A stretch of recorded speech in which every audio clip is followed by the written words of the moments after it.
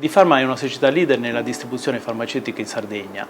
Da un lato ho l'attività dell'industria e dall'altro le esigenze della farmacia. Nel mezzo c'è Difarma, è un settore che rimane nascosto ai più, però è di fondamentale importanza per l'utenza finale, cioè per i clienti che si rivolgono alle farmacie.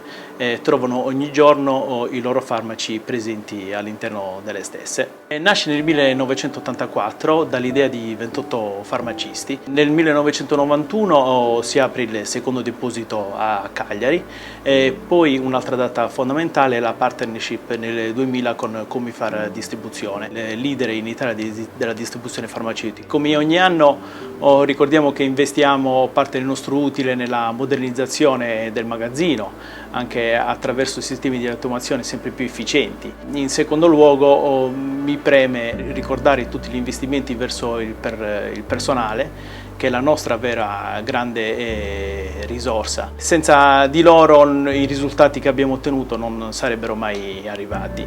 Sono convinto che quando le politiche aziendali e le scelte strategiche sono condivise con tutti i lavoratori, i risultati nel lungo periodo arrivano sempre, e questo è quello che è successo in Difarma negli anni. Gli ordini digitati alle 1:30, alle 13:30 vengono consegnati a una distanza di 150-200 km in un'ora e mezza, due, quindi è un servizio altamente efficiente.